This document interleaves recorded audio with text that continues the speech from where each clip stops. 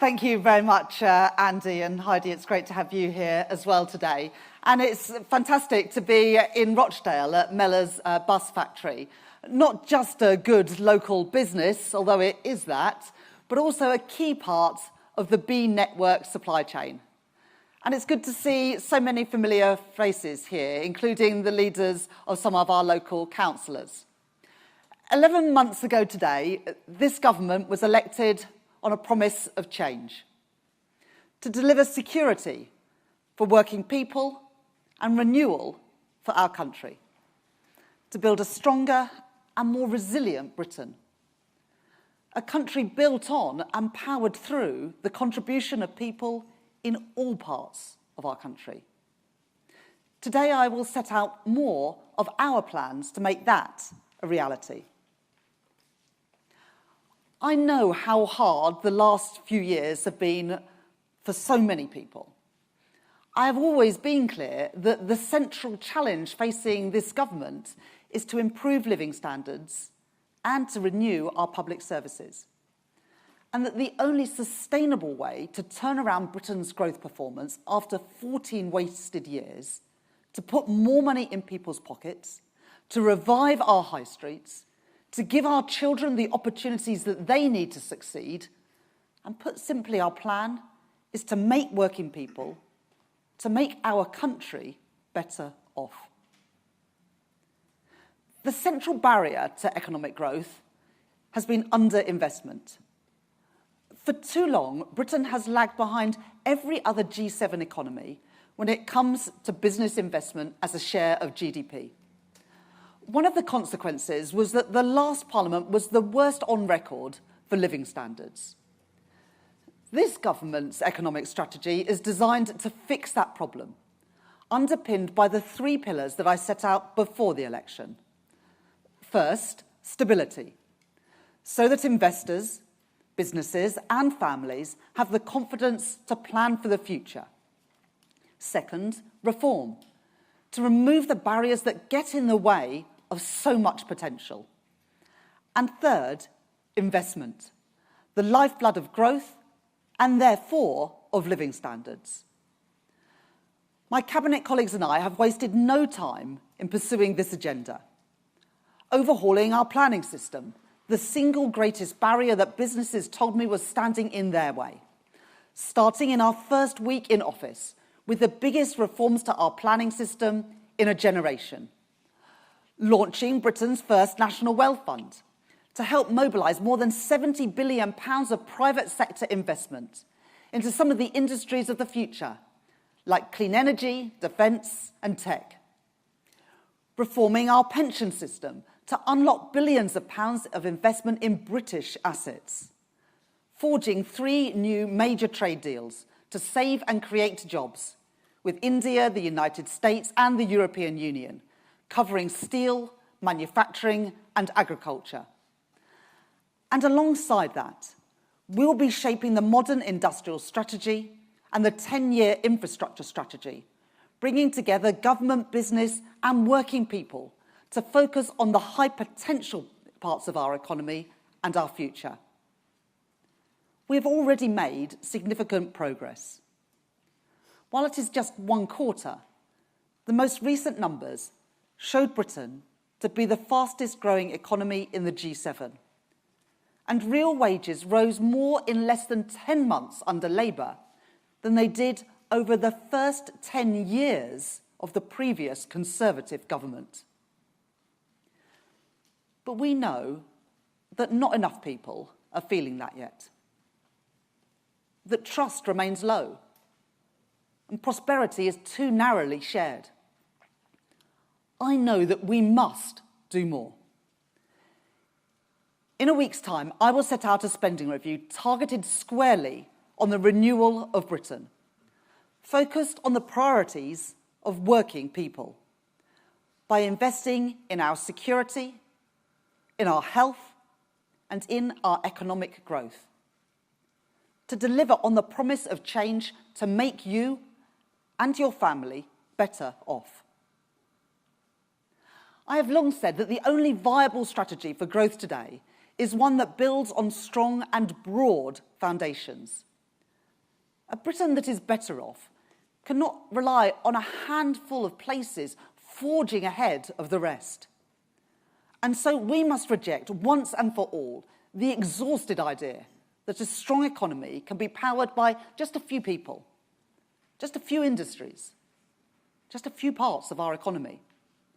The result of such thinking has been growth created in too few places and too few people feeling the benefits. Wide gaps between regions and between our cities and our towns. A sense of injustice as the social contract phrase, and diminishing returns for both growth and productivity.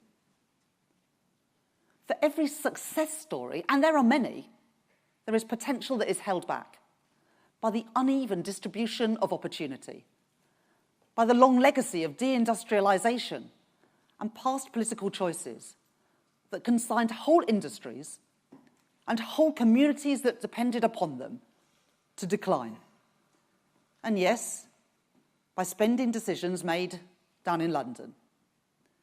Now, I've been a Leeds MP for 15 years. Another great city, Andy. Like so many of my colleagues, wherever they represent, and so many of our constituents, I am painfully familiar with big promises that come to nothing. The frustration that people feel as good work and opportunities slip away, while young people are presented with a choice to stay close to home where they want to be, or to move away and find a better job paying better wages. Families wrenched apart, or opportunities missed out on. No one should have to make that choice. So that is why I and my colleagues are determined to change things. Because I know that there is brilliant talent to be found right across our country. I can see that potential in all of our towns and our cities. The creativity and scientific rigour in our universities. The leading businesses pushing at the frontier in sectors that will be core to our modern industrial strategy, in tech, energy, transport and finance. I see that potential everywhere that I go. I know that a prosperous United Kingdom depends on the economic strength of all its parts and on the contribution of working people everywhere. And that is why this autumn I will be partnering with the Business Secretary and with the Mayor of the West Midlands, Richard Parker, to host a regional investment summit to showcase the investment potential that all of our regions have to offer. Over the next week, you will hear a lot of debate about my so-called self-imposed fiscal rules. Now, contrary to some conventional wisdom, I didn't come into politics because I care passionately about fiscal rules. I came into politics because I want to make a difference to the lives of working people. Because I believe as strongly now as I did when I was inspired to join the Labour Party almost 30 years ago, that every person should have the same opportunities as others to thrive and to succeed, no matter what their parents do, no matter where they grow up. And because I know that economic responsibility and social justice go hand in hand. Now, after 2022, no one should need to be told about the dangers of reckless borrowing for the financial security of ordinary families. When Liz Truss and the Conservatives trashed market confidence in our British economy, it was working people who paid the price. Be in no doubt, Nigel Farage and Reform are itching to repeat that exact same experiment, to pursue those fantasy economics all over again. And the results? Well, they would be the same. Market instability and interest rates rising, with soaring rents and thousands of pounds extra on families' mortgages. Businesses would pay more for their borrowing, and pensions that people save hard for would be put in peril again. I will never take those risks. Labour will never take those risks. strong and transparent fiscal rules are an indispensable safeguard for working people, and that is why my rules are non-negotiable. So let's be clear. It is not me imposing borrowing limits on government. Those limits are the product of economic reality. So fiscal rules do matter, but the Conservatives' fiscal rules, well, they guaranteed neither stability nor investment, and that's why I changed them. At the budget last year, I changed Britain's fiscal rules to better serve both stability and investment, giving us the strong foundations that we need to renew our country as we promised. The first rule is for stability, that day-to-day government spending should be paid for by tax receipts. That is the sound economic choice. And it is the fair choice, because it isn't right to expect future generations to pay for the services that we rely on today. If only the previous government had have made those same choices. Instead, we inherited a total mess. A £22 billion black hole in day-to-day spending and debt at its highest level since the early 1960s. And yet, at the same time, public services were at breaking point. Last year, I made the decisions that I judged right and necessary to get Britain on a sound financial footing and to provide the urgent resource that our public services needed. That is why I made decisions, some of them extremely difficult, and certainly not all of them popular, to raise taxes on business and indeed on the wealthiest in the budget, enabling a £190 billion real terms increase over the spending review period compared to the Conservatives' day-to-day spending plans. Spending for our schools, our hospitals and our police, the services upon which we all rely. Now, even with those decisions, and even with that injection of cash, not every department will get everything that they want next week. And I have had to say no to things that I want to do too. But that's not because of my fiscal rules. It is a result of 14 years of Conservative maltreatment of our public services, our public realm, and of our economy. It is the stability that my rules support and the choices that we made as a government in October that have helped facilitate 4 cuts in interest rates since the last election, saving £650 a year for a family taking out a new typical 2-year fixed mortgage. My second fiscal rule is what enables us to invest in Britain's economic renewal, to keep Britain's public sector debt on a sustainable path, while allowing government to invest in the infrastructure that will provide stronger economic growth in the future. The decisions that we made in October mean that for the first time, Treasury actually takes account of the benefits and not just the costs of investment. And together, the fiscal rules mean that, unlike our predecessors, we will not be balancing the books by cutting investment. And that is why we can increase investment by over £113 billion more than the last government planned, meaning public investment will be at its highest sustained level since the 1970s. Combined, these changes deliver over £300 billion of extra spending across 5 years on our public services and on our economic future. Britain faces a binary choice: investment or decline. And I choose investment because I believe in an entrepreneurial and an active state. And I reject wholeheartedly the old-fashioned dogmatic view that the only good thing a government can do is get out of the way. These choices that I am making are about realising that entrepreneurial and active state. At the spending review, I will set out in detail the allocation of those additional resources to power growth and to renew our public services. And the choice is already clear.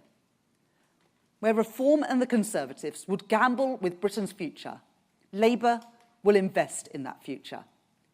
Where they offer chaos, Labour offers stability. Where they offer decline, Labour offers investment. And where they offer more of the same, we offer change. Change that we can now deliver because of the choices we have made. Today, I can tell you about one part of those investments. They are underpinned by a step change in how government approaches and evaluates the case for investing in all of our regions.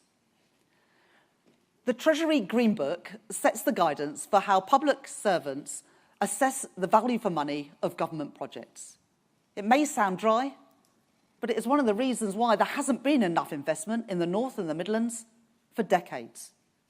And I have heard from mayors across the country, from Andy, but also from Steve Rotherham, the Mayor of Liverpool, that previous governments have wielded the Green Book against them as an excuse to deny important investments in their areas and their people.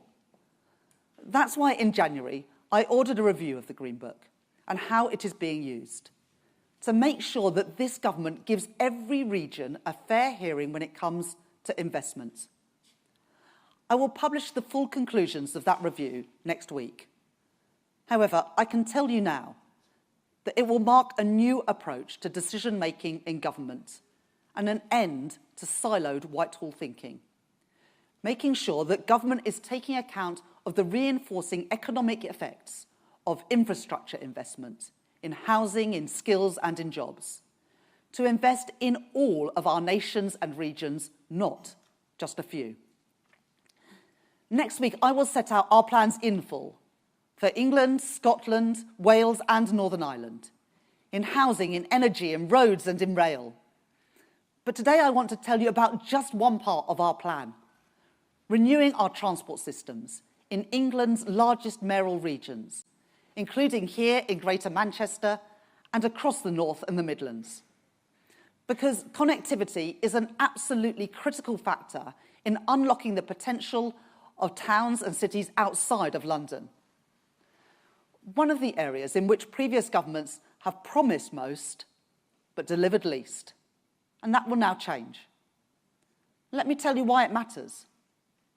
Modern growth rests on dynamic, connected city regions, creating clusters of activity so that people can get around, communicate, share ideas, commute, find good work and earn wages that flow back into strong local economies.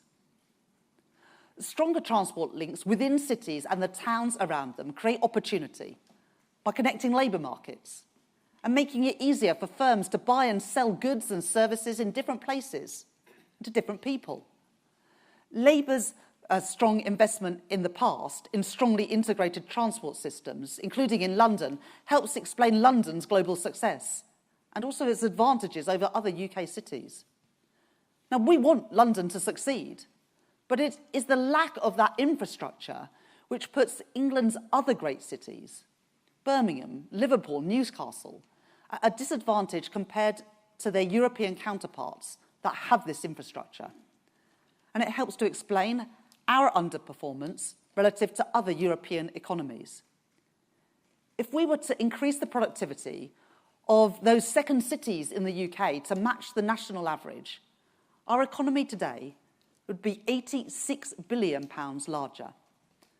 And so because this government believes that prosperity must come from the contribution of us all, because all of the sizable evidence shows that public investment can crowd in many times its volume in private investments, and because we know the potential that exists in all of our towns and cities, I can tell you today that we will be making the biggest ever investment by a British government in transport links within our city regions and their surrounding towns. £15.6 billion in transport funding settlements to be delivered by our regional mayors. More than doubling real-term spending on city-region connectivity. The last government made big promises to invest in city regions. We heard it all. But they had no plan to fund it. Thanks to the changes to our fiscal framework announced in the budget, this government now does have the money to fund it. And that money is going to our mayors to deliver on the priorities of their communities. New trams, new train stations and bus routes to link up our towns and cities. Unlocking new homes, new jobs, new investment and leisure opportunities across our regions. And let me take you through those city regional investments in turn. Investment in Greater Manchester to help make the B network that is built here in Rochdale the UK's first fully integrated zero-emission public transport system by 2030, with new tram stops in Bury, North Manchester and Oldham, and a new Metrolink extension to Stockport, meaning shorter commutes into central Manchester, making sure that 90% of Greater Manchester residents will live within a 5-minute walk of a bus or tram that comes at least once every half an hour. And opening up connections for people in Bury, in Haywood, in Rochdale and in Oldham to the tens of thousands of new jobs in the Northern Gateway.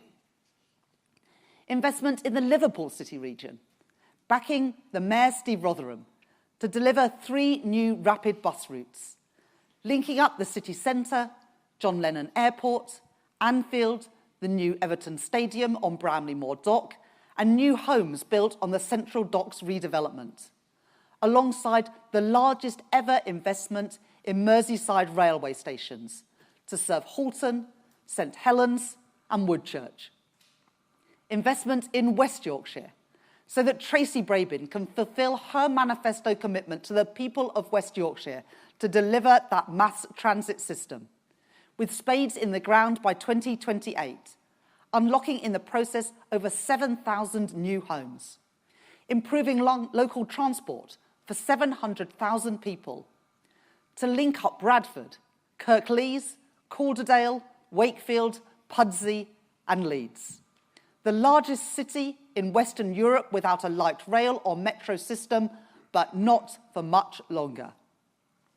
Investment in the North East to allow our Mayor, Kim McGuinness, to extend the Tyne and Wear Metro, linking Washington with Newcastle and Sunderland, and in line with our industrial strategy priorities, strengthening one of the largest advanced manufacturing zones in Europe, connecting Nissan and the businesses in its supply chain to a wider pool of talent.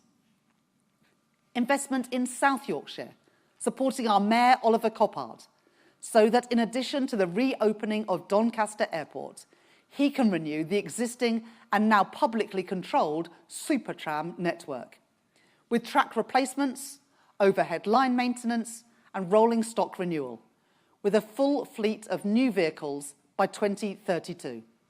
A bigger and better integrated transport network, linking jobs and homes in Sheffield and Rotherham. Investment in the west of England, backing the Mayor Helen Godwin's plans for mass transit development across the region, and improved rail infrastructure to help unlock more services between Brabazon and the city centre, meaning shorter journey times to Bristol Temple Meads from across the wider area. Investment in the Tees Valley, in Middlesbrough Station, unblocking local networks and increasing capacity on local lines. Investment in the East Midlands, so that our Mayor, Claire Ward, can forge the Trent Arc, linking Derby and Nottingham to create tens of thousands of new jobs and homes, connecting Infinity Park Investment Zone and the East Midlands Freeport, with sites including Ratcliffe-on-Soar, Clean Energy and Advanced Manufacturing, and East Midlands Intermodal Park, home of Toyota in the region, along the Trent Arc corridor. And investment in the West Midlands, backing our Mayor Richard Parker's plans for a metro expansion from Birmingham city centre to the new sports quarter, to unlock more than £3 billion of private investment in an area with some of the lowest levels of economic activity in all of the UK, with the potential to create more than 8,000 jobs and catalyse the regeneration of East Birmingham and of Solihull. For some people living in some of our biggest cities and towns around them, these measures will mean shorter commute times. They will mean good work and money flowing back into local economies. They will mean businesses connecting with workers, customers, and supply chains. They will mean the revival of high streets. They will mean young people able to stay close to homes and pursue the opportunities that they dream of. It will mean more growth, more parts of our country benefiting, and more people and more places across the UK feeling better off. In short, it will mean the renewal of our cities and our towns all across the UK.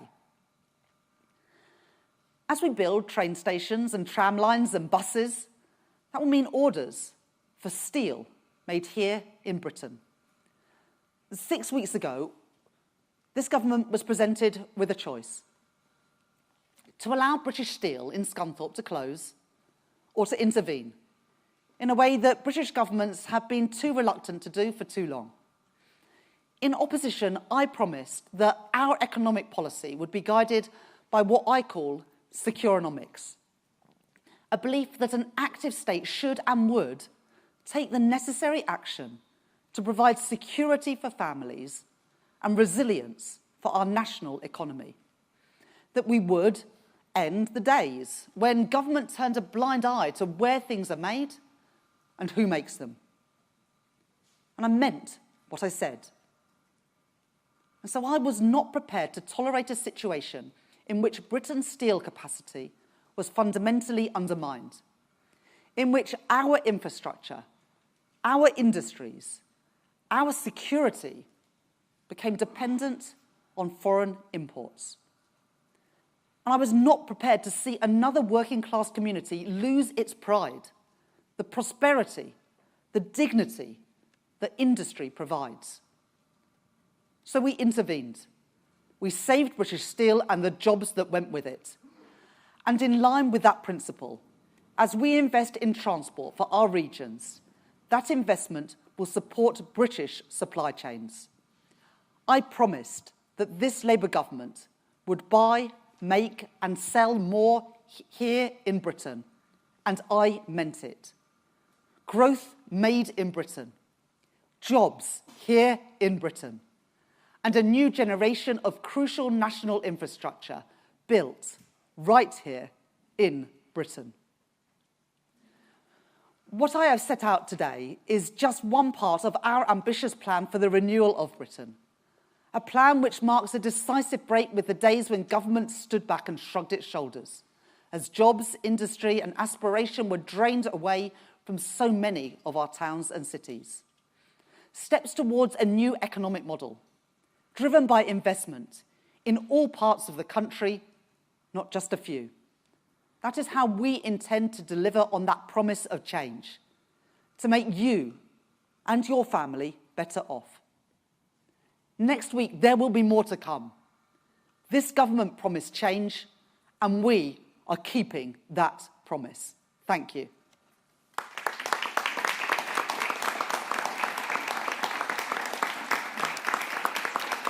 Okay.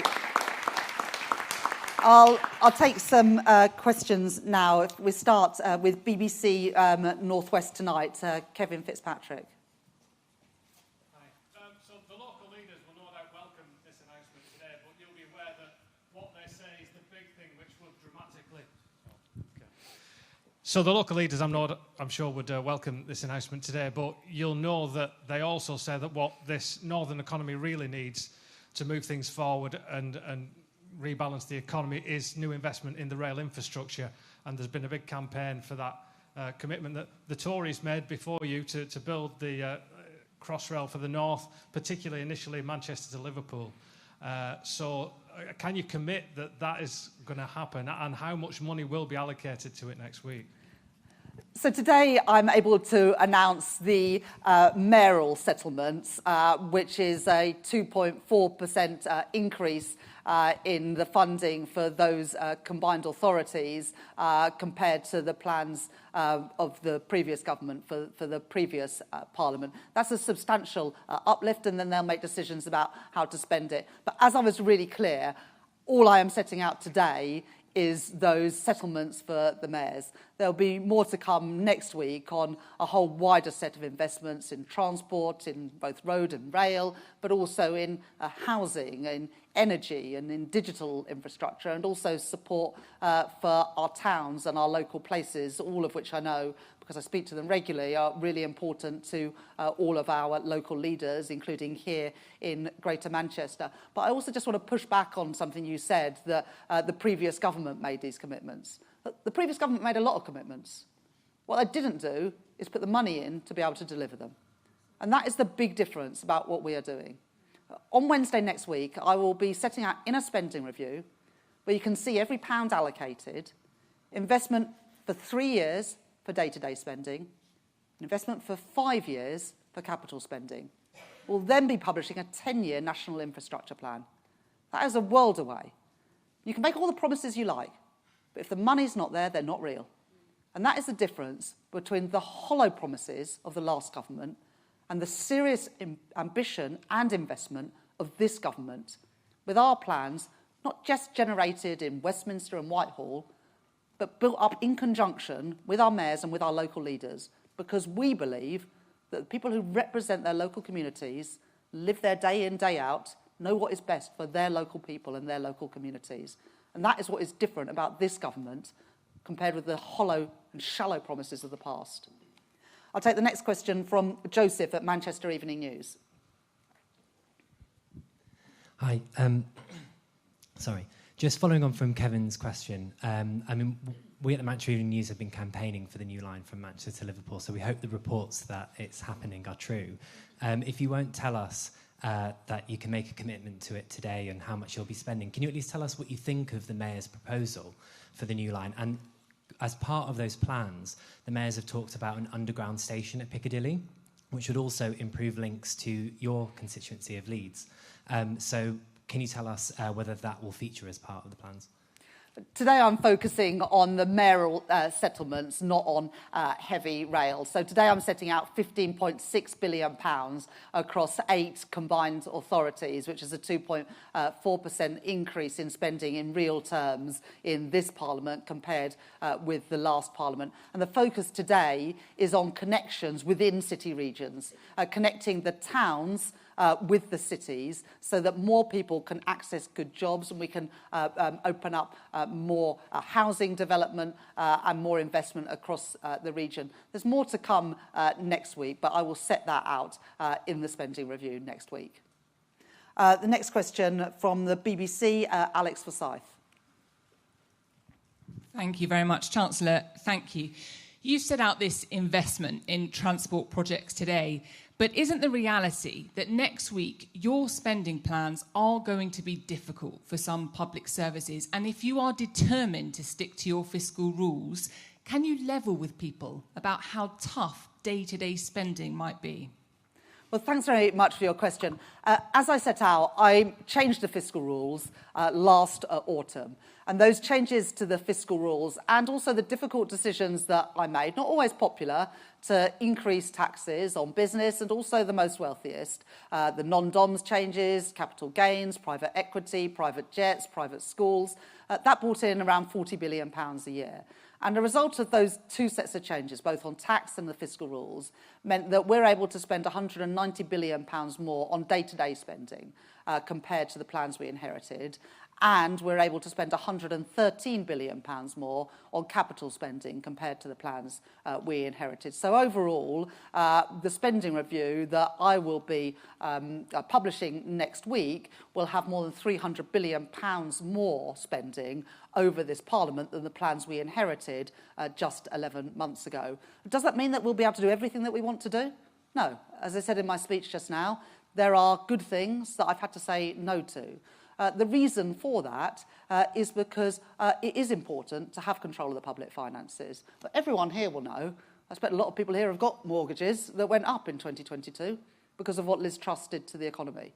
She crashed the economy, markets lost confidence, interest rates went through the roof, and that people that are affected most by that were just ordinary working people who had done nothing wrong but found that their dreams of home ownership were further away than ever, or the mortgages they had taken out in good faith, they were now paying hundreds of pounds extra for. So when I say the fiscal rules are non-negotiable, it's not a matter of pride for me that we stick to the fiscal rules. It's about protecting working people from economic irresponsibility that they pay the price for. So that does mean we can't say yes to everything, but because of the changes we made, both the difficult choices on tax, but also the right choices, and the right choices too on fiscal rules, mean that we have got £300 billion more to spend over the next 5 years than if I had simply stuck to the spending decisions of the previous Conservative government. ITV, Carl. Thank you, Chancellor. You say you've had to say no to some things that your colleagues and you would like to do. Are your manifesto commitments on policing, housing and energy at risk? We made those commitments in our manifesto and we stick to them. All of the manifesto commitments that we made were fully costed and fully funded. So using money from increasing VAT on private schools to invest in new teachers in our state schools, using the energy profits levy on the profits that the big energy companies are making to invest in renewable energy, cracking down on non-doms so that if you make Britain your home, you pay your taxes here, and putting that money into our National Health Service. So those promises were fully funded, fully costed, and we've raised those taxes to put that money into our frontline public services, which is why we can deliver on our manifesto commitments, including not increasing the taxes that working people pay, the key taxes working people pay, income tax, national insurance and VAT. Sky, Beth. Thank you, Chancellor. Beth Rigby, Sky News. Chancellor, in the past 2 weeks, voters have heard about big increases in defence spending, a reversal of cuts to winter fuel allowance, potentially lifting the 2-child benefit cap, and they wonder how you're going to pay for all of these additional commitments. The Deputy Prime Minister, Angela Rayner, is pressing you for more wealth taxes. Andy Burnham thinks that you should look again at council tax so that people with bigger homes potentially pay more. You've ruled out changing your fiscal rules. Can you be honest with the public that you cannot rearm and do all the rest on welfare with either really deep cuts elsewhere or future tax rises? So do Angela and Andy have a point? So the increase in defence spending that underpins the Strategic Defence Review that was published earlier this week is funded by a commensurate reduction in the international aid budget. We took that down from 0.5% of GDP to 0.3% of GDP, so we could lift defence spending from 2.3% of GDP to 2.5% of GDP. So that is fully costed and fully funded. And as we've been clear on winter fuel, we will set out how we will fund that at the next fiscal event. We'll set out the funding or set out how everything would be paid for in the budget in the autumn. But it is important that everything that we do is funded because that's how people know that we can afford it. So you're not ruling out tax rises in wealth taxes or revaluation of council houses? Well, I'm not going to write another 4 years' worth of budgets before we've got even through the first year of this government. But we made tax changes in the autumn last year worth £40 billion so that we could provide that injection of cash into our public services. But the most important thing that we can do to have money for public services is to grow the economy. And that's why we changed the fiscal rules, why I changed the fiscal rules to take investment out of the rule about balancing the budget. And that's what's enabled the £113 billion extra of investment expenditure. And as the Office of Budget Responsibility and the IMF have evaluated, the changes that we've already made around planning will already make our economy bigger, contributing to higher tax revenues, which we can then reinvest in our public services. Next question, if I take Martina from The Sun. Thank you, Chancellor. With fiscal headroom vanishing by today, can you repeat here your pledge not to increase income tax, VAT and national insurance, and your commitment at the budget to unfreeze income tax thresholds? I already, in my answer to Carl, said that the commitments that we made in the manifesto not to increase the key taxes that working people make, income tax, VAT and national insurance, are promises that we stand by. We will implement what was in our manifesto. Take the question from the Telegraph from Amy Gibbons. Hi, thank you, Chancellor. Just following on there from Beth's question, will you consider the ideas put forward in Angela Rayner's memo for the budget, or will you rule them out completely? And do you believe Angela's fully behind your economic strategy? And just very briefly, can you guarantee Lord Hermer will keep his job despite the revelations of the past week? Thank you.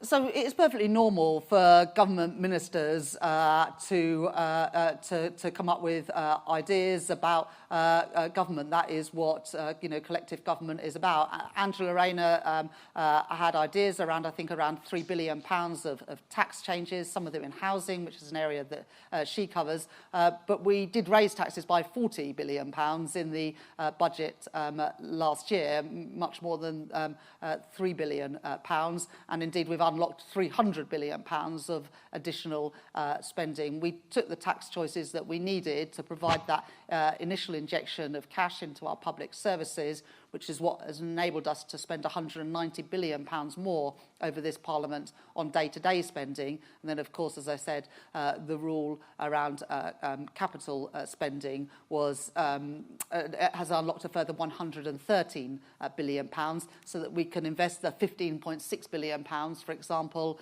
that I've announced today for regional transport settlements. The Prime Minister obviously appoints the Cabinet. That's in his gift, whether that's my job or any other job. But I have full confidence in Richard Hermer.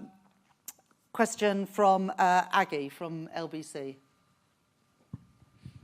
Thank you, Chancellor. Aggie Chambray, LBC. You said last year that the last budget was a once-in-a-Parliament tax hike. Will you repeat that vow today? Yes, we made decisions in the budget last year to increase taxes by £40 billion. I have absolutely no intention of repeating a budget on that scale again.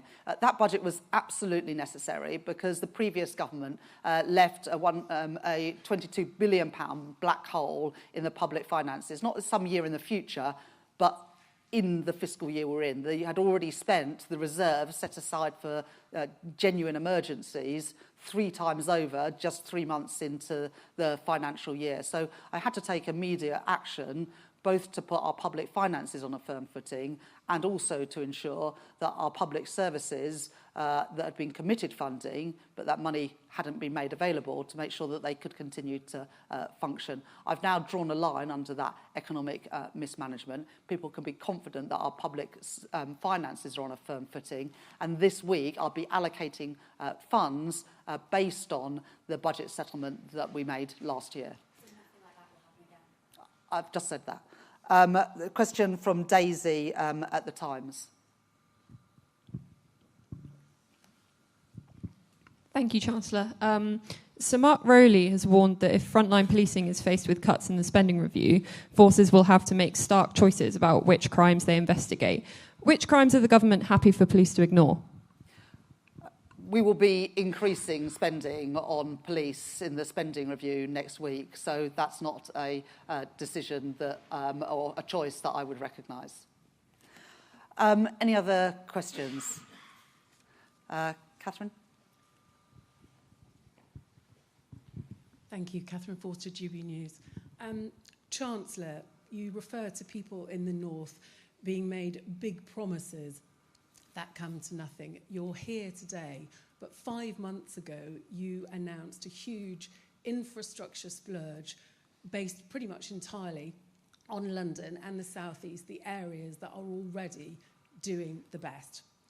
Isn't it the case that for the Treasury, the North is an afterthought? And also, if I may, more uncertainty about tariffs today. isn't it the case that Donald Trump's vagaries are proving to be the stuff of nightmares for you?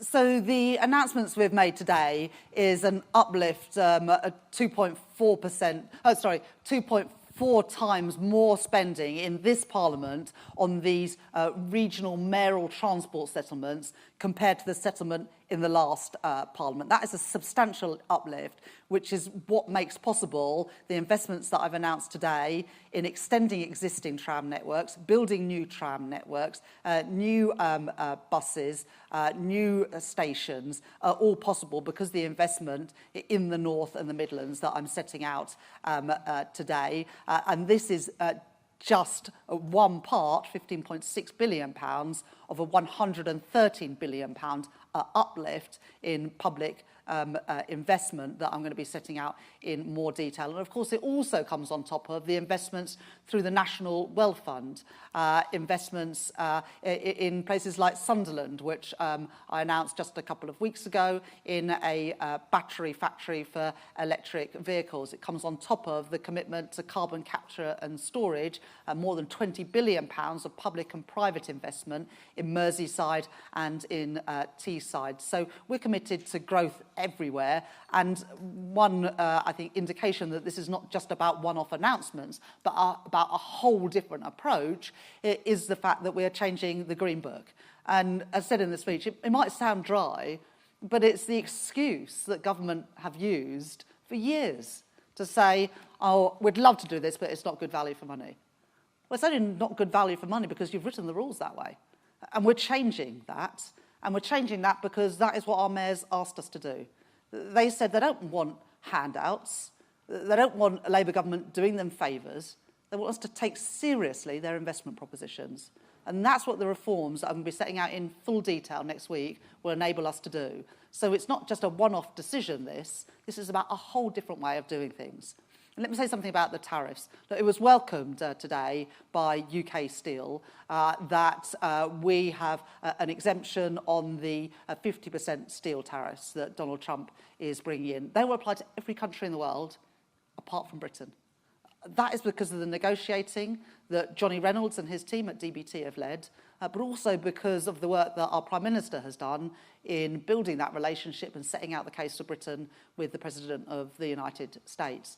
Now, we have 25% tariffs on steel today, but we've signed a deal, we've done a deal with the US that will bring those down to zero. That is good for British Steel, but it is also good for Jaguar Land Rover and other car manufacturers and other industries in the UK. And we are still the only country that has done a deal with the US, but not just with the US, also with India, which helps many industries, including Scotch whisky, where tariffs have more than halved, and the deal with the EU, which helps our farming sector in particular, but also other parts of the economy. So 3 trade deals, a National Wealth Fund, reforming the Green Book, reforming how our pension system invests in British assets, all with the sole purpose of making Britain better off so we can make working people right across our country better off. Is Jen here from the FT? Oh, yes.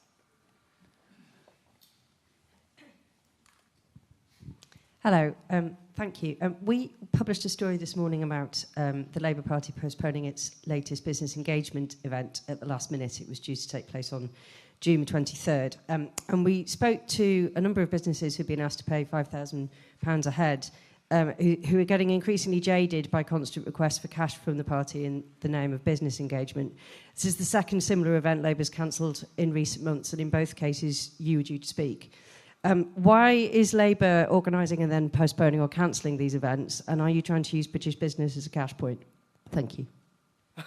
I think that it's well known that I regularly meet British businesses in my capacity as Chancellor, also as a local MP, and when I'm on visits right around the country, as I am doing right now at this great bus company here in Rochdale. So look, I don't think that is a valid criticism of me as Chancellor that I don't spend enough time with business. I go around the country every week meeting with businesses, but also meeting with working people who are the lifebloods of our economy, and also meeting with smaller businesses who represent around 90% of our economy. So, I'm proud of the relationships that I've got with businesses and with working people. And I think, you can see that in the announcements we're making today and the support that they have from the business community, but also working people, the trade unions that represent them, and mayors that represent their local areas.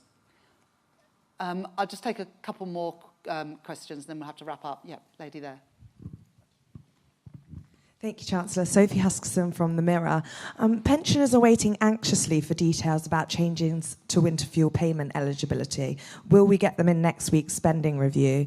And if I may, another quick one. Will you have to increase defence spending to 3.5% of GDP over the next decade to keep Donald Trump on side and keep pace with NATO? Thank you.